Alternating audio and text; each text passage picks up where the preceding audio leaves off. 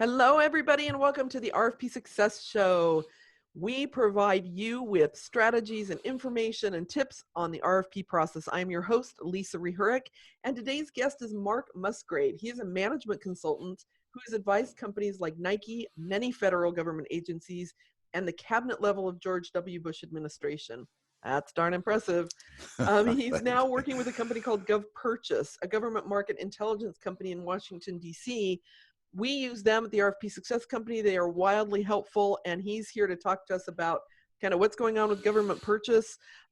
Today's date is March 20. I don't usually put the date on, but I want to put it on because we're in the middle of this. March 26th. We're right in the middle of the COVID-19 situation. The climate is shifting everywhere. And so we wanted to bring Mark on to talk about what's he seeing in government purchasing. And so we've got some great information. Mark, welcome to the show. Hi, thank you. It's nice to be here. Yeah, it's so exciting. I'm really excited to talk to you and get your insight on what's going on. And frankly, I think we're going to see a lot of shifts going on. What are you seeing happening right now in the government market? Well, we were certainly worried when we heard the news about social distancing. Obviously, the virus is very scary, and the impact to the marketplace we expected to be significant. Yeah. However, solicitations being RFPs, RFQs, and so forth, are actually up in the last couple weeks. Wow. Although they're not all directly related to the virus and those products and services that we're seeking because of the virus, it still sends a fantastic message to contractors and the related community that the government is absolutely still open for business. Yeah, I love to hear that. We heard that from you a few days ago, and I was like, oh, this is really exciting to hear. It's kind of interesting because I would think that for the essential services that they're going to forego bids and just go straight to sole source because of timing. Are you seeing that happening at all? Not yet. Okay. Now, we are seeing them reach out directly, but of course, that's not something that we see in the data itself. When they're reaching out to do those sole source, we're not going to hear about that quite as fast. So we're still seeing an uptick in solicitations. Our assumption is, however, and what we glean when we actually talk to people within the government procurement environment is exactly what you're saying. In reference to those specific things that they need right now, obviously they're not going to put out an RFP or an RFQ for these things. Well, let me take that back. We are seeing RFPs and RFQs for those things like N95 masks, but we assume and hear as well that they're also going directly and calling on those vendors that they know for simplified acquisition, direct purchase, what have you. They need it and they need it now. So it's really all of the above, which is good news. We're seeing the RFPs and RFQs, and they're reaching out directly. Yeah, I love that. And the other thing that I was thinking is, procurement officials, even though they might be working remote, maybe things have slowed down a little bit, and this is the time to catch up with some of that backlog. I was curious if any of that was going to come into play. I think it is time to take care of a couple back office related things if you haven't done those, but I don't think we're going to have much time to sit around and catch up on too much because, as I say, business is continuing. In fact, it's increased. Do you see a difference between federal and state, local? Is there a difference there in that 40%? Is that mostly federal? Is it a combination? Good question. The 40% that I quoted you, that's federal. Okay. That's where we get that statistic. Yep. It's far more difficult to gather statistics on state and especially local because, there's just no centralized repository for that sort of information. Yep. Of course, we're seeing those folks reach out. I mean, we see them on TV in New York, especially, reaching out directly saying, please, please, please help us. But as far as the uptick in solicitations, that comes from the feds. Yep. Okay. Interesting. And I did see, I got a notice from the Commonwealth of Pennsylvania because I'm a small diverse business registered there. I got a notice that they are suspending all procurement aside from essentials, which is going to probably see a big increase right? Right. So some of that might Right. balance out. But I also did notice that for 8As on the federal side, they have, did you see that email? They've suspended, or they're allowing companies, small businesses, to suspend their 8A. And so that's kind of nice too, if they want to. They don't have to, but that's, so we're Yeah. seeing some movement there. As difficult as the federal acquisition regulations can be to manage at times, they do empowerment the government as buyer in times of need, in times of Mm, crisis. We absolutely empower our leadership and our buyers to provide goods and services in these times. So, they have more flexibility than ever. But, it suggests that in addition to keeping an eye on those RFPs and RFQs that are out, you need to be assertive at this point. They're calling on us. So as the vendor community, we need to be reaching out to them as well and let them know we're here. And that applies to federal, state, and local. yeah, it's a really great point. It's really easy for everybody to kind of throw their hands up and go, everybody's quiet, so I'm just going to take this time to rest and relax. And it is not a time to rest on our laurels. What are you hearing from contractors right now? Are they sitting back and just not doing much, or are they going full force and trying to get more business? Well, most of our customers are small businesses. Okay. Most businesses are small Yeah, businesses, true. right? So, small businesses generally can't afford to sit back and rest on their laurels at a time like this. And we expected that we would hear fear in their voices as we communicated with them. But what we're hearing is, and I'm sure fear's somewhere there in the background, but what we're hearing is assertiveness and creativity. Mm, They're reaching out to us. We're checking their pulse, but they're yeah. also reaching out to us because of the data that we possess and our expertise with us, with creative ideas. What are we going to do in this time? Ours is a virtual tool, and obviously all business development and business in general is being transacted electronically, virtually now. So they're very much thinking aggressively, creatively, and reaching out to us to assist them in that. So we're pleasantly surprised with the government's response, at least as it relates to procurement, Right. and surprised and pleasantly surprised with the vendor response as well. Yeah, I'm happy to hear that, because as a small business myself, right, I'm worried for all the other small businesses. We like to take care of each other. And, I will Right. say, obviously, we've been working with you guys for, I think, just under a year. We're probably Yep. coming up on our year here. Hmm. And you're so, so, so, so helpful. And Thank you so much. like, we can call and ask you really dumb questions, like, can you do this, or can we find out this information? And it's so great because you help us so much. And so I'd love to Thank hear, you. so I kind of want to put that plug in there for everybody listening, that they truly do We have, appreciate it. yeah, they truly do have a lot of answers. And if they don't have the answer, they'll think very creatively to help you get it. So what kind of creative ideas are company leaders coming up with? Well, their focus and our focus is on virtual business development. I mean, Yep. our tool is all about lead generation. It's about business development. That's what we do. We assist you to identify and land government business. Yep. So their creative ideas are around, and our suggestions are around, and you should appreciate this because this is your field of expertise as well, getting that business development process cleaned up. Ah, If it has been ad hoc, you know, uh, to date, we heard about an RFP over here, or so and so has a relationship over there, and we might be looking at this, we might be doing it that, looking at that. It's time to get serious and grown up about your BD process. You yes. need to be seeing the solicitations that are appropriate for you. You need to be reaching out to your buyers. You need to be looking to your partners, and you need to be thinking about doing all of this right now virtually or electronically.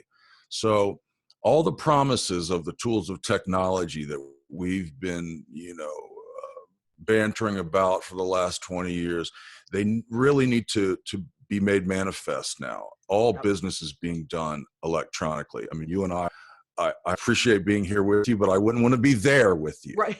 Right. Nor you with me. Exactly. Right. Well, and it's true. And, it's kind of interesting. We get calls all the time from companies that, as a matter of fact, I just got one yesterday. It's a big federal opportunity that's been out since like the end of February. And they're like, can you help us with Hmm. this? I'm like, what's the due date? And they're like, 6 days. And you just have to laugh. And you're like, okay, we can't help you with that, but we can help you with your process so that you don't Right. wait till the last minute. And this is a great time to be looking at some of those processes so you're not missing opportunities, or you're using a tool like GovPurchase to help you identify those opportunities much sooner than 6 days before the solicitation is due. There's Yes, no yes. way you 6 can. months is preferable. Yeah, exactly, especially on those really big ones. So um, all right, great. So we've been talking a little bit about GovPurchase, but I want to dive a little bit deeper into how this tool can help people. So we're talking about the business development process and kind of taking a step back and looking at that and trying to find Yeah. solicitations. Tell us a little bit more about how your tool helps with that. Sure. GovPurchase is a government contracting tool. It's a market intelligence tool, a government market intelligence tool. And it's all about lead generation. It's about identifying and landing new business.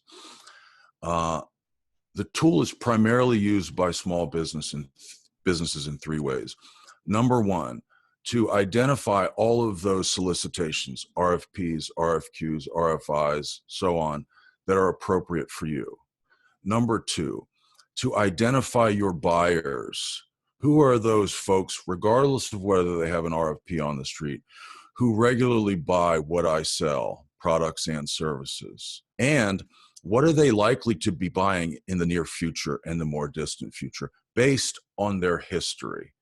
So we're Mm, going to give you that data and their contact information and help coach you on how to communicate with these people. So you're looking at your solicitations, you're getting Lisa's help with that. mhm. You're looking toward your buyers, communicating with them intelligently. And the third thing they use the tool for is to look at the vendor community. Our database has information on everyone who's registered to do business with the government. So if you're That's great. looking for a subcontracting opportunity, if you're looking to sell B2B to the vendor community, or if you're just looking for competitive intel to try to find out what your competition is doing as you prepare to compete, or as you prepare to model yourself after someone who you admire, we have all that data as well. That's fantastic. Yeah, and we, of course, we use it in not directly looking for the buyers because we're not selling to the government. We're Right. helping to help you all get better at bidding on things, but it is a robust tool. I don't know how any business that does significant work with the government lives without a tool like that. Um, but it's interesting. So we've got this tool and we've got all this data and this information. Um, that information alone is not good enough to just go win a bid, right? We should still, or I guess here's my question. Do you think people still need to be reaching out to those procurement officers and building relationships and talking to them via telephone, and having conversations still?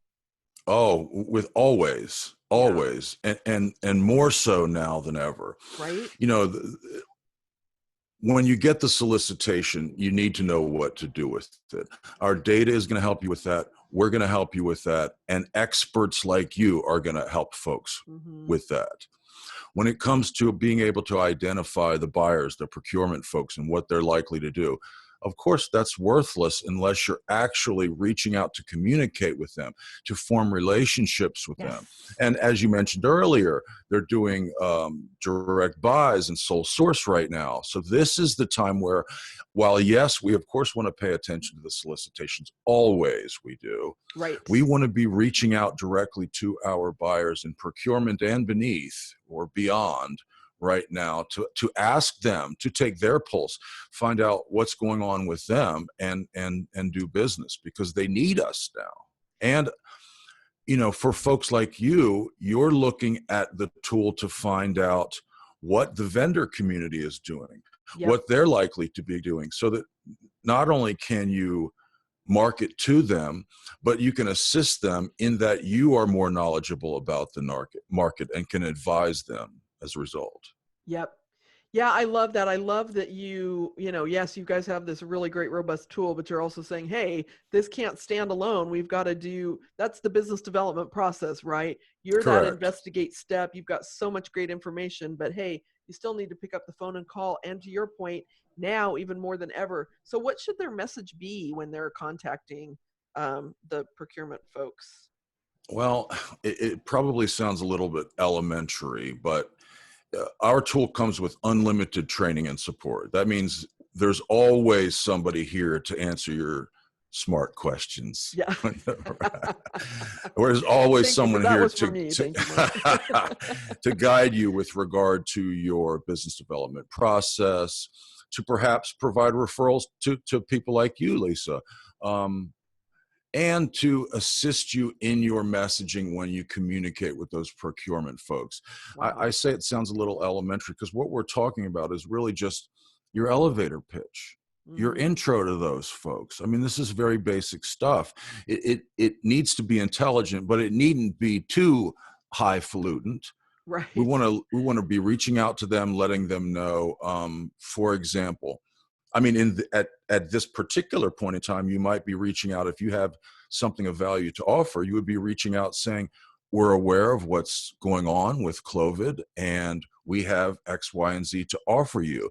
I see from your purchase history that you, in fact, buy these products or Mm, services. Can I be of assistance to you?"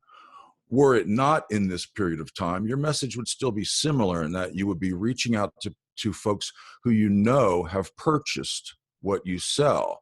You'd be reaching out to them, communicating the fact that, for example, you see an contract is getting ready to expire. You're wondering if it's coming up for recompete or if that work will be mhm. continuing. You want to let them know that you provide those goods and or services. Here are your bona fides, and that you're available, and you want to check with them to find out, is there anything else you've got going on? And that's key right now, because we want to diagnose their pain right now Yeah. to see if we can be of service in alleviating it. Yeah, and that's a huge point too. And you guys should all rewind and write down exactly how he said that because when you said kind of your elevator pitch, um, and then you said, gosh, I can't even remember. I should have written it down as you were talking. That you need to call and ask them what they have. What are you purchasing? And I see from your purchase history, if you're going in as a smart vendor, then a smart contractor, and they're going to really appreciate that versus you calling up and saying, hello, I sell X, Y, and Z, and I have this and I have that, and I'm the best. You got to think about what's in it for them, right? Uh, Absolutely. I'm a student and a fan. Well, I don't know if you're aware of my background, but I started my career as a psychotherapist and an OD Wow. consultant, which is the people side of management consulting. So, of course, as someone who was trained to diagnose and then prescribe, I'm a fan and a student of solution selling, which Yes. just about everybody uses these days. You're absolutely right. Of course, you don't want to just be pitching your wares. I have no idea what you want, regardless of whether I've done my research or not. I haven't heard you. So we're always wanting to start with, how are you? What's going on with you? How may I serve you? And we don't just do that because it's appropriate psychologically, it's going to enable the sale. We want to do that because it's the appropriate thing to do as a human being and a business in a market economy. I want to serve your needs. Yeah, it also makes it easier when you're just kind of cold calling, right? That's a really Yeah. uncomfortable thing to be doing. People are scared. We all need to be doing it right now, quite frankly, in this environment. And if you think about it in that way, right, isn't that much easier to um to make that cold call when you're thinking about being in service to them and what do they need instead of it being all about us? Absolutely. And again, these are some of those smaller things that we tend to move beyond very quickly, but are critically important because it really doesn't matter how long you've been in business, what sort of stuff you've got on your resume, how great you are. It's difficult for just about everybody to pick up that phone and to call that all-powerful buyer whom you have never spoken to before. You know, we want to shed light on this fact that we're human beings in this Yeah. process and that these things are difficult.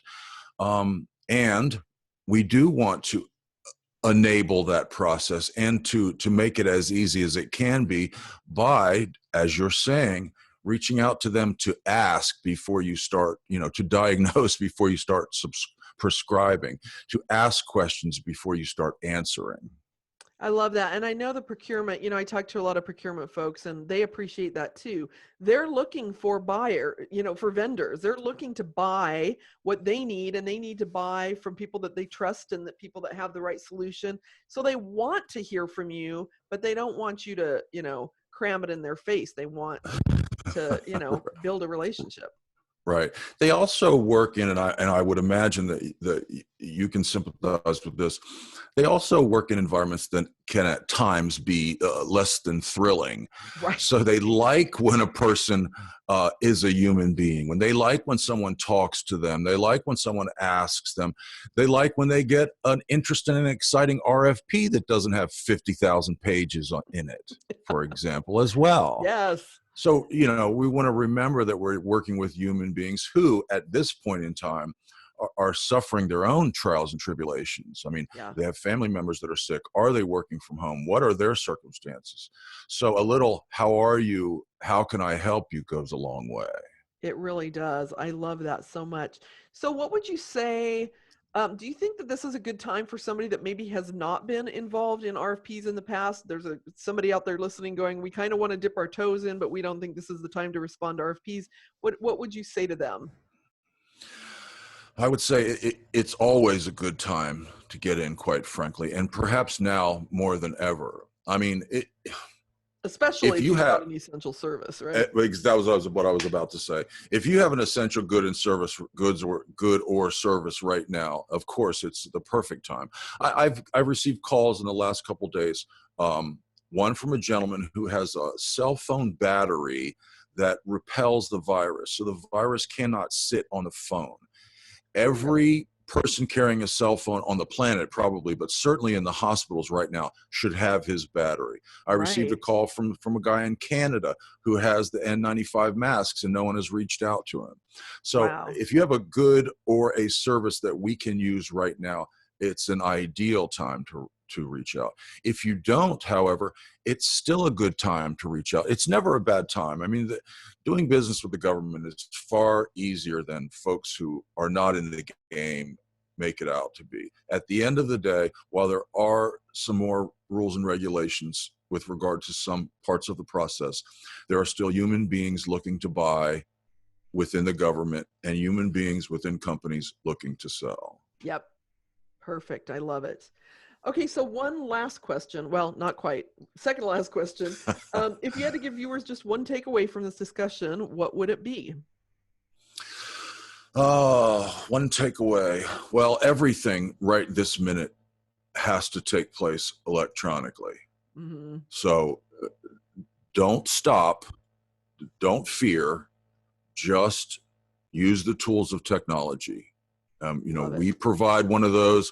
I'll be happy to provide that to you and to help you with it. So right now, it's all about virtual business development. And if I could add just one more, Of course. it's a great time to clean up that process. Yes. Business development process. It's never a bad time, but now more than ever, you want to be doing that intelligently. You want to be doing everything efficiently and effectively, because not everybody's going to survive this in terms of business. In terms of, right. And it's true. And I love what you said too, is you said, don't stop. This is not the time to sit back and stop and wait for the government to bail you out. This is not the time to sit back and say, nobody's buying, so I'm not going to do anything. Now is the time, at the very least, to clean up those processes if you've got time for that. But don't stop calling.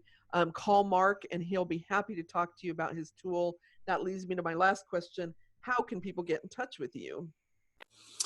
Govpurchase.com, of course. You can simply go there and find out a great deal about our platform and communicate with us in that way. Folks can contact me directly. May I give them my phone number? Absolutely. 202-751-9435. That's in fact my mobile phone, which I have in my home office where I am now.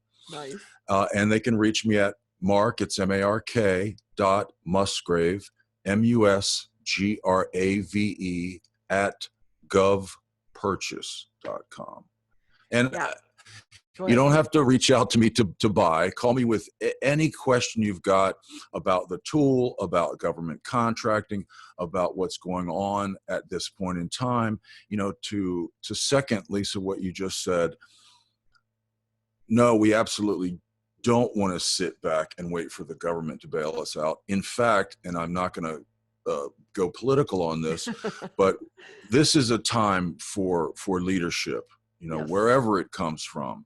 Don't wait for it to come to you. You know, lead your business development efforts, lead your company, lead your friends and family into a better place. And if you use the tools of technology and you keep at it, you'll be okay.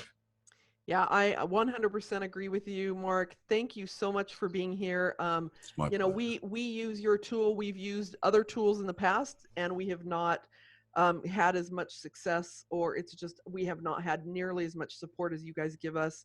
So I don't often necessarily give my full stamp of approval and say, "Hey, we you know," but Thank you. I highly recommend GovPurchase, and I highly recommend you picking up the phone and calling Mark if you're struggling right now with, you know, where to go next, and he can talk to you about what their tool can do for you. So thank you so much for being here and giving us kind You're of some quite exciting welcome. hope for what's out there.